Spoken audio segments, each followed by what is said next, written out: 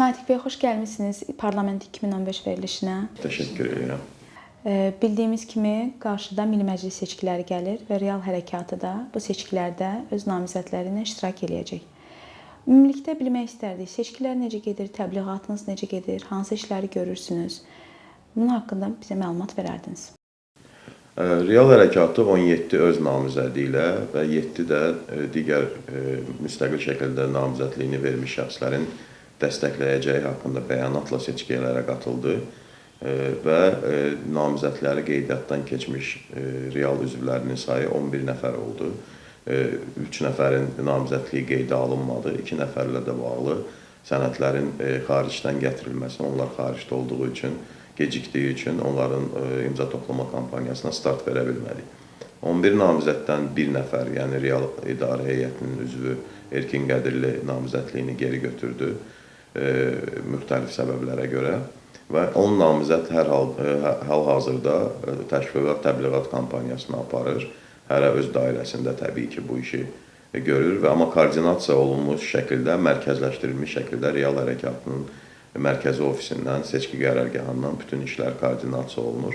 Bugünə qədər artıq çap materiallarının sayı 100 mindən artıqdır ki, 100 mindən çox çap materiallarını biz seçicilərə paylamışıq. Hələ də təqribən 10 günə yaxın vaxt var ki, bu kampaniyanı davamlı şəkildə aparaq və çap materiallarının seçicilərə çatdırılmasını daha da sürətləndirək. Hər gün demək olar ki, bütün namizədlər görüşlər keçirdir, müxtəlif görüşlər keçirdir və müxtəlif sayda insanlar burada iştirak edirlər. Amma əsas o idi ki, imza toplama kampaniyasında bütün namizədlərimiz üçün imza toplayarkən biz 10 min imza topladıq ümumilikdə. Bu 10 min imzanı toplamaq üçün hər 10 nəfər, 15 nəfərdən biri imza verdiyini nəzərə alaraq təqribən 100 min, 120 min insana real haqqında məlumat verdi. İmza toplama kampaniyası gedərkən, hətta təşviqatdan öncə belə. Çünki namizəd haqqında məlumat verib imza istəyirsən seçicidən. Və bunun özü çox böyük bir nailiyyət idi. Təqribən 100-120 min insana tək imza toplama kampaniyasında çıxış əldə etmək. Və namizədlərin qeydə alındığı dairələrdə ümumi seçici sayı təqribən 41-42 mindir hər dairədə. Bu o deməkdir ki, real hərəkatının qeydə alınmış üzvləri təqribən yarım milyona yaxın insana birbaşa çıxış əldə etdi bu seçkilər vasitəsilə və seçkilərin yaratdığı fürsətlərdən istifadə edərək yarım milyon seçicimizlə real haqqında, realın ideyaları haqqında, dəyərləri haqqında, gələcək vizyonu haqqında, proqramı haqqında məlumatlandırma imkanı əldə etdik. Yəni bizim əsas hədəflərimizdən biri də məhz bu idi.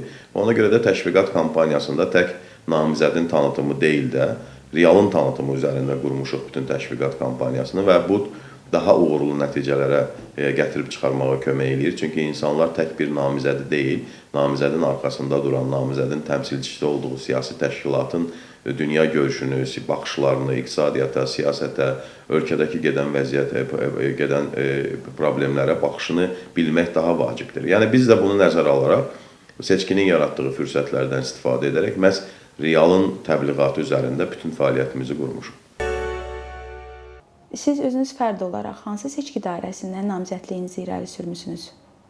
Mən 12 sayılı Qaradağ Binəqədi Yasamal seçki dairəsindən namizədliyimi irəli sürmüşəm. Bu ilk dəfə deyil, 2010-cu il seçkilərində də həmin dairədən namizədliyimi irəli sürmüşdüm. Amma çox təəssüf ki, qeyri-qanuni şəkildə qeydiyyatım olmamışdı, qeydiyyatı ləğv etmişdi dairə seçki komissiyası. Və bu qeydiyyatın ləğvi ilə bağlı Azərbaycandakı bütün məhkəmə instansiyaları bitdikdən sonra Avropa İnsan Hüquqları Məhkəməsinə müraciət etmişəm. İşlə bağlı artıq qərar verilib və yaxın zamanlarda rəsmi elan olunacaq. Ona görə də bu ildə həmin dairədən namizədliyimi verməyə qərara gəldim. Çünki demək olar ki, həyatımın bütün hissəsi o dairədə və yaxud o dairəyə yaxın yerlərdə keçib.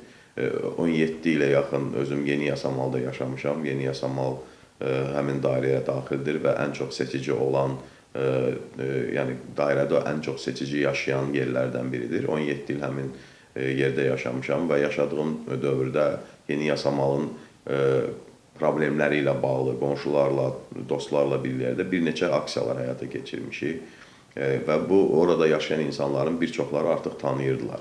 Və buna görə də məhz həmin dairədən seçkilərə getməyə qərar verdim. Həm də həmin dairədə yaşayan insanlar dəqiq bilirdim ki, bugünkü deputatın, yəni artıq 15 ilə yaxındır ki, həmin dairədən olan deputatın heç bir fəaliyyətini görməyiblər bu günə qədər və ona görə də həmin deputatla orada mübarizə aparmaq daha maraqlı gəldi mənə. Ona görə məhz 12-ci dairədən namizədliyimi qeydə aldım. Siz qeyd elədiniz ki, ilk seçkidə namizəd iştirakınızdan saxtakarlıqla üzləşmisiniz. Bəs necə oldu ki, bu saxtakarlığa rəğmən ikinci dəfə yenidən namizəd oldunuz? Azərbaycanda müstəqillikdən bəri heç vaxt normal seçkilər keçirilməyib. Seçkilərin əksəriyyəti saxtalaşdırılıb və bu ilin də saxtalaşdırma ehtimalı çox yüksəkdir. Yəni biz seçkiyə gedərkən məqsədimiz seçkilərdə iştirakda bu saxtakarlığın mandat qazanmaq və yaxud da bu saxtakarlıqda iştirak payımıza sahib olmaq deyildi. Bizim əsas məqsədimiz realın tanıtımı idi və ona görə də realın namizədləri irəli sürülərkən mətbuat konfransında da bunu çox açıq və net şəkildə bildirdik ictimaiyyətə ki, bizim əsas qayəmiz, məqsədimiz bütün namizədlərimizin gücünü toplayaraq, bütün namizədlərlə bir yerdə realın tanıtımını daha çox həyata keçirmək, daha çox insanlara ulaşmaq, daha çox insanlara bizim ideyalarımızı paylaşmaq və bu 23 günlük müddətdən bunun üçün istifadə etməkdir.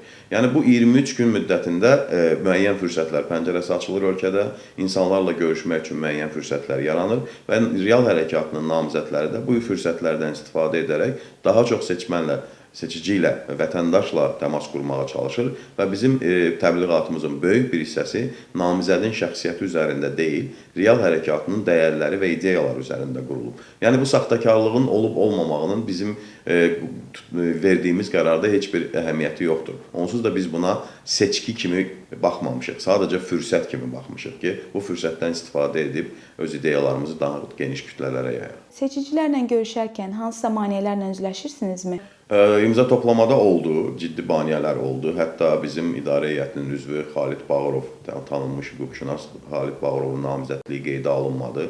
Ona imza vermiş seçicilərə ciddi baskılar oldu. Hətta ərizələr alındı onlardan ki, güya Xalid Bağırov onları aldadaraq imza yığıb onlardan və bu əsasla da, çox absurd bir əsasla da Xalid Bağırovun namizədliyi qeydə alınmadı. Bundan başqa, bəzi regionlarda imza toplama müddətində ciddi problemlər yaşadıq. Bu, şimal rayonlarında əsasən Qazaxda baş verdi. Bundan sonra Astarada baş verdi. Xudatda və Qubada imza toplamada müəyyən problemlər yaşandı. Açığı Bakı şəhərində bununla bağlı ciddi bir problem olmadı imza toplama kampaniyasında. Sadəcə Azərbaycanda seçki qanunvericiliyi o qədər bərbad bir vəziyyətdədir ki, təbliğatın aparılması üçün kifayət qədər məhdudiyyətlər, düşünülmüş məhdudiyyətlər tətbiq olunur. Məsələn, plakatların yapışdırılması ilə bağlı problemlər var. Ancaq müəyyən yerlərdə və çox görünməyən, insanların gözündən kənar yerlərdə quraşdırılmış lövhələrə plakatları yapışdırmaq mümkündür. Amma bunun heç bir effekti yoxdur. Çünki lövhələrin əksəriyyəti məktəblərdə və yaxud da bağçalarda quraşdırılıb və onların içərisində, yəni həyətin içində quraşdırılıb, insanların görmədiyi bir yerdə quraşdırılıb. Məntiqsizlik də bundan ibarətdir ki, nə bağça uşaqlarının, nə məktəblilərin səs vermə hüququ yoxdur. Yəni o şəklin oraya yapışdırılması ilə seçicilərə heç bir mesaj vermək mümkün olmur. Əksər lövhələr belə yerlərdə yerləşdirilir. Digər yerlərə plakatların yapışdırılması üçün çox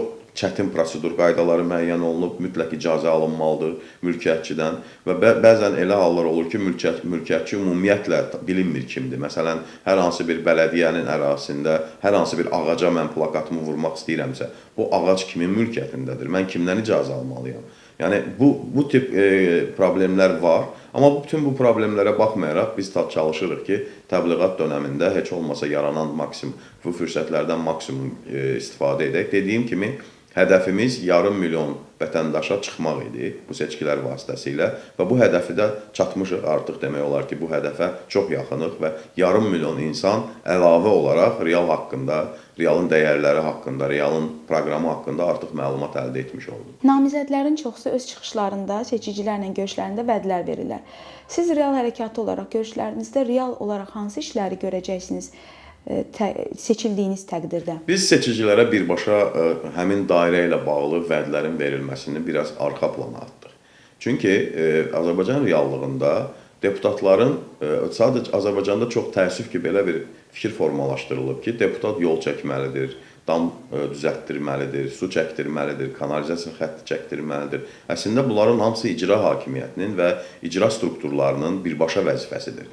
Deputatın vəzifəsi və deputatın görə biləcəyi iş ondan ibarətdir ki, elə bir qanunvericilik bazası yaransın ki, vətəndaşlar öz problemlərini maneəsiz həll etməyə imkanlar əldə etsinlər. Və bunu nəzərə alaraq bizim təbliğatın əsas ana xətti sistem dəyişikliyi üzərində qurulub. Yəni bizim təbliğatın ana xətti Azərbaycanda köklü problemlərin yaranma səbəblərinin iqtisadi və siyasi sistemin özündə olduğunu seçicilərlə bölüşmək, onlara bu barədə məlumat vermək üzərində qurulub. Təbii ki, paralel olaraq hər birimiz namizəd olduğumuz dairənin spesifik xüsusi problemləri ilə bağlı qısa və seçiciyə anlaşılan mesajlar hazırlamışıq. Bu mesajları təqdim edirik və bu mesajlar da ondan ibarətdir ki, hərəmiz öz dairəmizdə çox köklü problemlər, hansılar ki, məhz o dairəyə məxsusdur. O problemlərin parlamentdə tez-tez gündəmə gətirilməsi, icra strukturları qarşısında bu problemin tez-tez qaldırılması və bunun həllinə nail olmaq məsələsidir.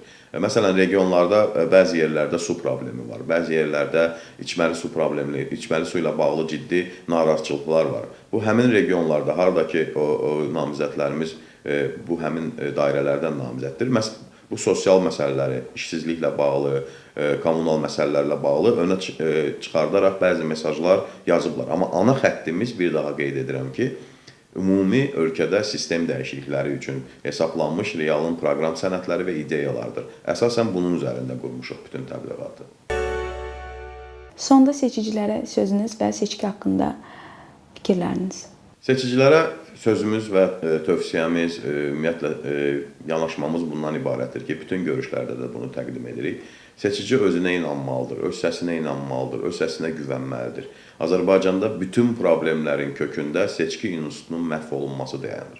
Və Azərbaycanda vətəndaş seçki institutunun bərpa olunmasında yaxından iştirak edəcəksə, seçkilərin saxtalaşdırılmasına imkan yaratmayacaqsa, ən azından öz bülteninə, öz səsinə sahib çıxacaqsa, günün birində mütləq Azərbaycanda dəyişikliklər olacaq. Biz bu dəyişikliklər üçün çalışacağıq və bizim hədəfimiz bu seçki deyil. Yəni, hədəfimiz daha böyükdür, vizyonumuz daha genişdir. Sadəcə bu seçkilərdən bir araç kimi, bir vasitə kimi istifadə edirik və bunu hər görüşdə seçicilərimizə də deyirik. Seçicilərə sonda sözüm odur ki, inansınlar yeni nəslə, yeni simalara, yeni ideyalara, cümhuriyyət dəyərlərinə inansınlar. Bu dəyərlərin daha geniş yayılmasında, realla birgə olsunlar, realın ideyalarının yayılmasında bizə köməklik göstərsinlər və günün birində mütləq Azərbaycanda sivil, demokratik, azad bir cəmiyyət qurulacaq.